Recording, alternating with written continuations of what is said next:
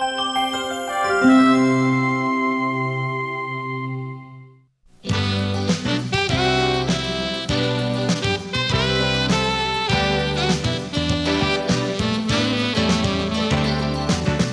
time now for the award-winning #1 local talk show in Northeast Pennsylvania, The Sam Lesante Show. Now here's your host, Sam Lesante. Thanks for joining us. I'm Sam Lesante. Folks, you know where I stand on pro-life. Since very first episode I've done television, I'm 100% pro-life, protecting those unborn babies that are slaughtered. And I've invited the opposition all the time. They're more than happy to come on my show and tell us why they're pro-choice and why they feel it's okay to kill these unborn babies. And I'm not going to put anyone on the spot. I'll let them say what they have. So I'm giving equal opportunity. But without question, I'm solid 100% pro-life, protecting those unborn babies. 62 million, I'm told, unborn babies have been slaughtered since 1973. Maryann Lawhon, who was a guest, just said there's 2 million in the state of Pennsylvania. I find it interesting, my friends. They shut down the world when it came to pandemic. They had us in lockdown. Governor Wolf was going crazy, shutting everything down, except Planned Parenthood was able to continue on to abort babies. So I guess beating hearts are different. You can kill different beating hearts, but other beating hearts, there's a differential there. Doesn't make sense to me why people would still continue to say it's okay to destroy God's creation. I get shivered when I hear that. The show is pro-life. I have Maryann Lawhon, who is no stranger to our show, Voice of John, president of the Greater Hazleton Pro-Life chapter. And joining me today is Gallagher, who is the Pennsylvania Legislative PAC director for Pennsylvania Pro-Life. We'll talk about these different things. It's not a controversial thing anymore. People say, you know, the right to this, the right to that. You're killing an unborn baby, period. There's no question about that. Maryann, thanks for coming on the show. We'll get to you, Marie, in a second. It's the same old story, isn't it, Maryann? We talk about the same things about, you know, pro-life, what it means, and we're going to talk about some other things today. And I want this show to be an educational show, Maryann, okay? And it's not like doing this to anybody. And God, those people out there who are suffering, who had abortions, there are opportunities for people to comfort them, and we welcome them with open arms, okay? I'm not here to judge anyone. But let's talk about some of the important things that you think are critical right now in the state of Pennsylvania, Maryann. We are coming into an election time, and as we do, at the same time, we have a Supreme Court. We possibly will see the overturn of Roe versus Wade. And I think so many people think it's like, woohoo, you know, we have the overturn of Roe versus Wade. We have to be ready, because what happens is it will come to the state. And so we, as a state of Pennsylvania, I want us to be a sanctuary state for the unborn. Let Pennsylvania be the safe haven for the unborn child. You know, when we look at statistically, we look at things and I hear words like homicide and suicide, and we all like just cringe.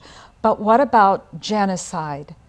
And what is happening in the womb is the greatest genocide of history. The most dangerous place to live is in the womb of the mother. And it's not same old. We are very evolving, and I'm so grateful for Maria coming up from Harrisburg to share what's happening legislatively. But, you know, a society, and I think it was Mother Teresa said it, you know, it's like topples. When you lose respect for life, when it's this big. How many weeks is that? This little one is a 12-week baby. 12-week baby. And it's a 12-week baby. And they're doing abortions beyond that, right? They're doing abortions beyond this little boy. He's and so 24. What are they? Some people call them unborn babies, but you know, these abortionists, and I don't know how they go to bed at night knowing that they've destroyed God's creation like that.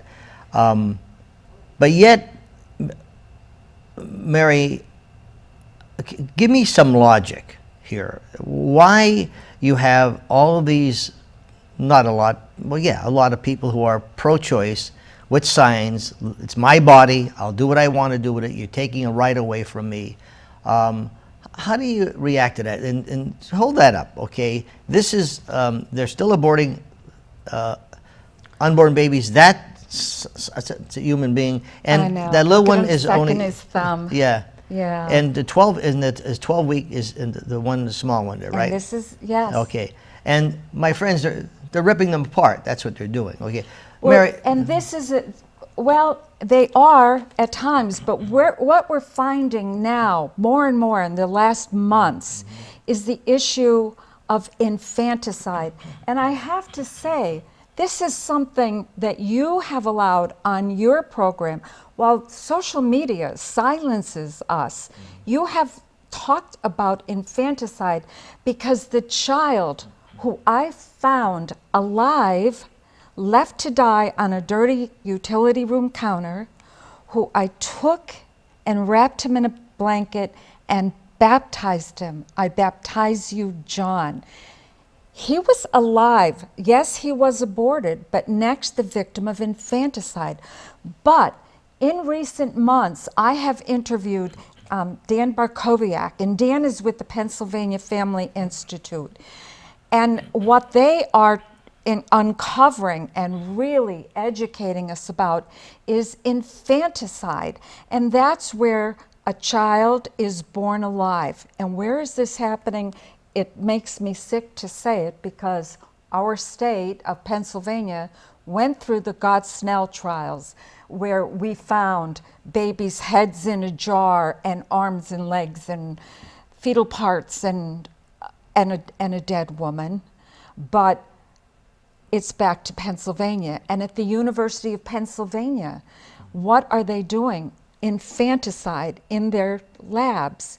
And one of the first things we know they did is they took a baby and scalped this child who was a late-term abortion. I shouldn't say this, these children. They would scalp them and then take the scalp and implant it on the back of a rodent. The next thing that was... Are these facts? These are facts, Okay, and, okay. and I encourage you to go on, and Sammy Jr. has this site, but Pitt Exposed. Did I say that right, Maria? Yes, It's pittexposed.com. And these are allegations that have been put forward by the Center for Medical Progress and by Judicial Watch, and they uncovered these horrendous situations with fetal experimentation, where the allegation is that the organs are being harvested from babies whose hearts are still beating. That's the allegation. It needs to be thoroughly investigated by the state of Pennsylvania and federal authorities. And that's what Congress wants to do, the members of Congress who are awakened to this terrible tragedy. And I know former Congressman Barlett has been pushing this big time Yes. to have them investigated. He was on the show talking about that. Yes. So there are facts. Continue. I just want to make people know that you're not making this stuff up. No, no, Okay. there's hundreds and hundreds of pages of documentation that has been submitted and is being reviewed. Children whose organs, as Maria said, were removed and implanted into rodents, these same rodents, humanizing rats.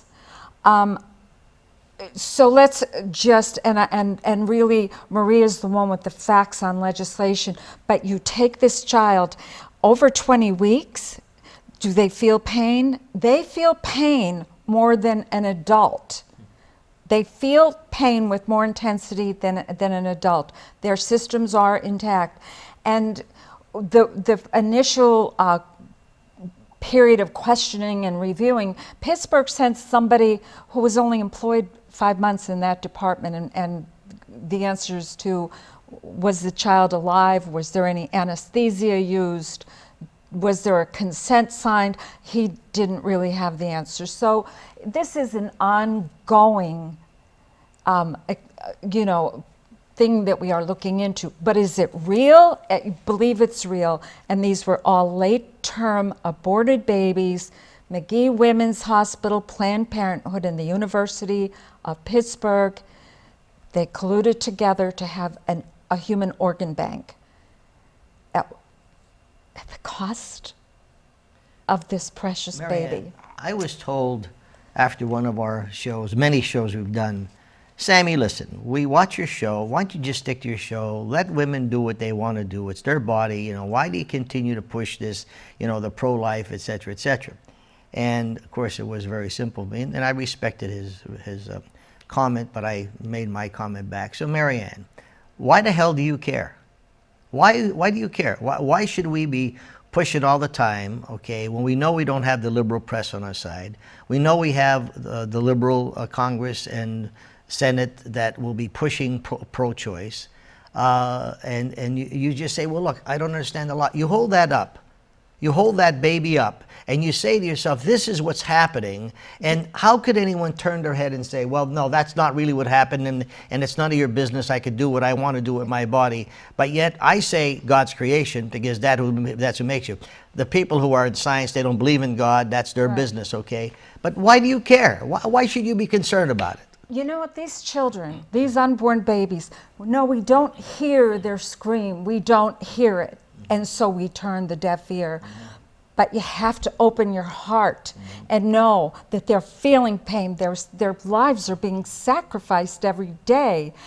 And the disregard even for their corpse, their little corpse. But we know now that they are being tortured across our country. Why do I care? Because that baby was created in the image and likeness of a loving God. And I have been commissioned to be the voice of the unborn. Unfortunately, as Ned Doherty said on his show and in his book, where people are becoming more and more secular, and you know, they're not attending church as much as they used to. Their faith is, you know, as long as I'm living wood and I have my SUV or my cars and I have a good job, you know, well, you know, I'll get around the praying, etc. And who cares about unborn babies? Maria Gallagher, my friend, she is the legislative PAC director for the Pennsylvania Pro-Life, is here. Maria, what are you involved with in pro-life here? What's your function? Sure. The Pennsylvania Pro-Life Federation seeks to restore legal protection for preborn children and safety for the mothers who are confronted with abortion. And we proclaim the truth about abortion, infanticide, and euthanasia, as well as assisted suicide. From the dawn of life to the twilight of life, human life should be protected. You know, it's a scientific fact that life begins at conception. And you can be of any faith or no faith at all and believe in that truth. And the Pennsylvania Pro-Life Federation works through legislation and education and political action to advance the cause of life in the Keystone State. So, Maria, why do you get involved? I mean, so why are you concerned? Because again, people saying, well, don't you have some people who are good Catholics, good Protestants, good, and they feel that you should have that right to abort a child. However, you hear, I would never do it, but if my neighbor wants to do it, that's up to them, and that's their business. And that's what you hear all the time. That's what you hear, you know, you're infringing on women's rights, okay? How do you answer that question? Well, I think that I go back to my journalistic roots. I was actually trained as a journalist and worked as a television producer and a radio reporter. And I investigated for myself the issue of abortion. And I found that the heart starts beating 24 days after conception. Brain waves can be detected 44 days after conception. It is a human life and it should be protected. And I was raised in a home that believed in looking out for the little guy. And there is no one littler and no one needing more protection than a preborn child. And I've also come to realize through my interactions and through my study about the tremendous harm that abortion can do to women. Big time. And the unspeakable pain that they suffer from grieving the loss of those preborn precious children. I'm glad you brought that up. And you don't hear about that. Right. You don't hear about all the pain that these women live with for the rest of their lives. I happen to know a few.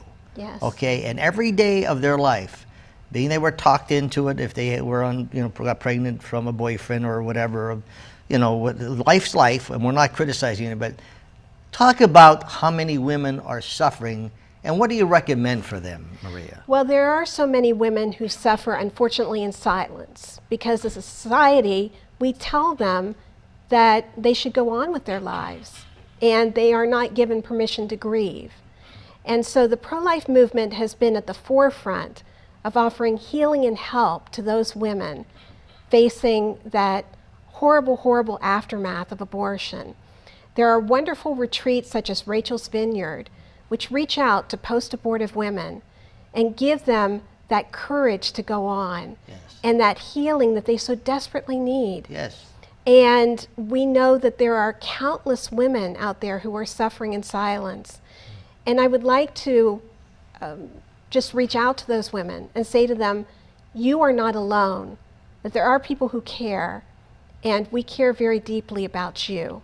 And we want you to know that there is solace and comfort that you can achieve in your life, that this doesn't have to be the end.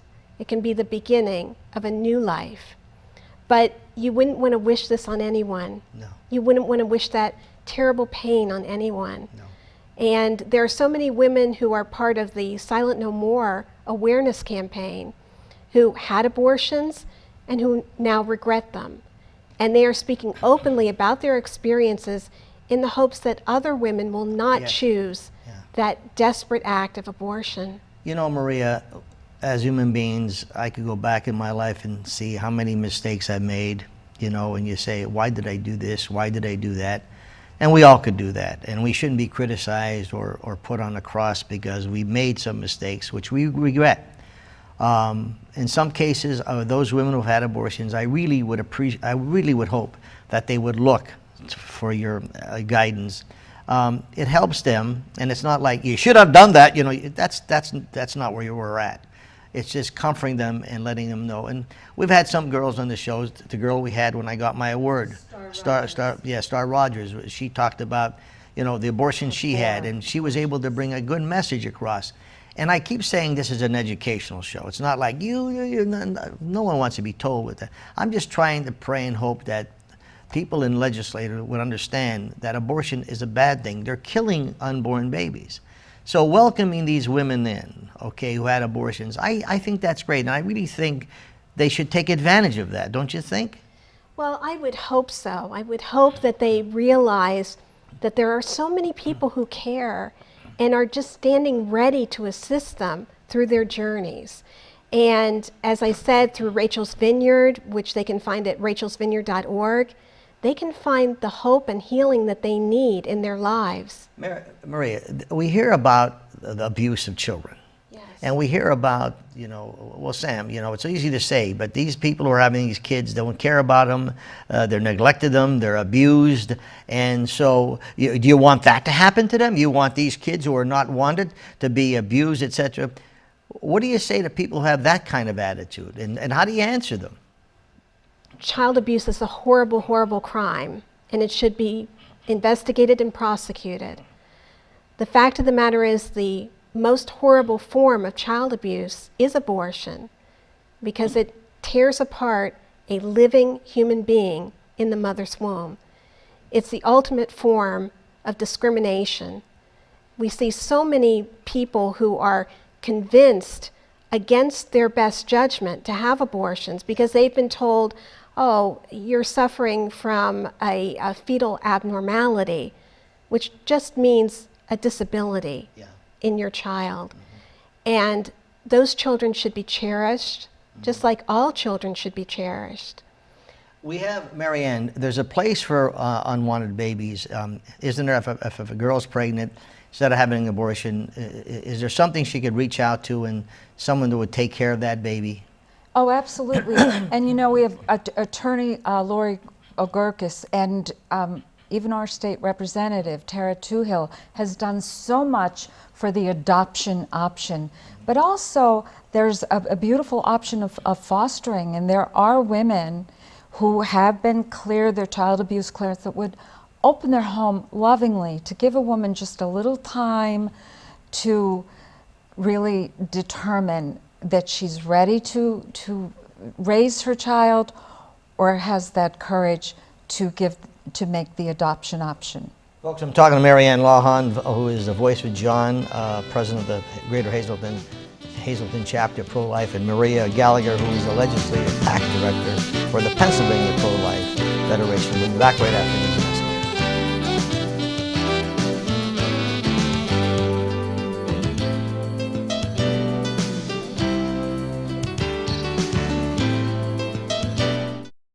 Welcome back to the Sam Lesante Show, folks. Remember, 24/7 SSPTV.com. Watch all of our shows, every one we produce. Also, go to our YouTube channel. My guests today are Maryann Lawhon and Maryann Gallagher, who is the legislative PAC director for the Pennsylvania Pro-Life. The elections are very important, aren't they, Maria? That's your bailiwick, okay? Tell us why elections are so important. Well, absolutely. Elections have consequences, number one. It's very difficult to get good, solid pro-life legislation passed unless you have pro-life lawmakers who are willing to courageously stand for life. And we see that at all levels of government. It's very important that we know the stands of the people that we elect. Now this year, on a statewide level, we're electing judges to the Supreme Court, the Superior Court, and the Commonwealth Court of Pennsylvania.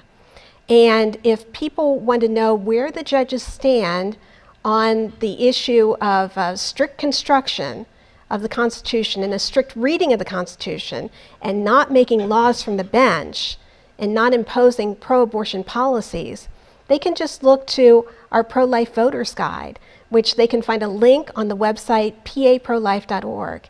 And this will tell them where the candidates stand.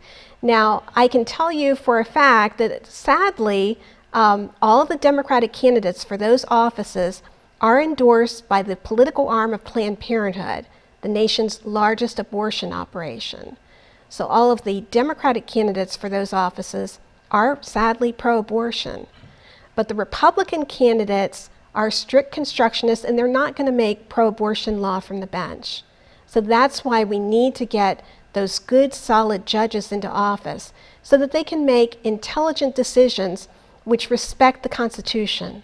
Here again, Maria, I am bewildered as to anyone who would be able to say, I'm voting for the destruction of an unborn baby. I just shake my head, and I just can't believe that we have this in this country today, you know. And of course, when I look and see what's happening in this country today, I'm just wondering, Maryann, if someone's up there saying, well, you know, we only go so far here. You know, if you're a person of faith, you're fine, but if you're a person of science and could care less whether there's a God or not, who cares, okay?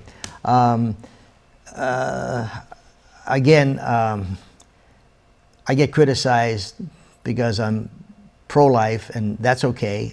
If I'm going to get criticized, that's all right.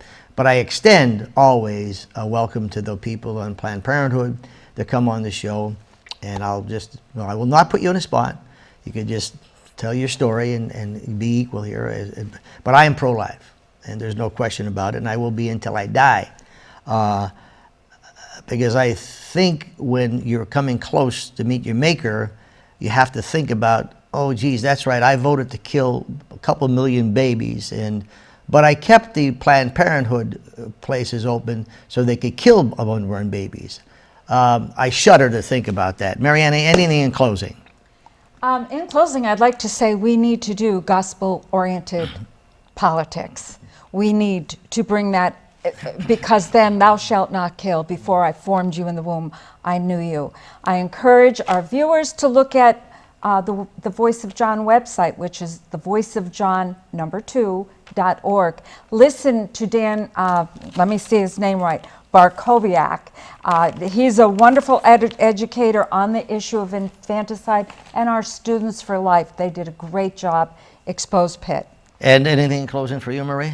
I would just like to thank you so much for giving us the opportunity to speak up for those who have no voice. Well, and you guys help sponsor the show to get our message out, and we appreciate that. My friends, look at things carefully, and hopefully those of you who had abortions, please look out. There's a lot of people out there willing to help you, and consider before you do anything what you're really doing. We'll see you next time.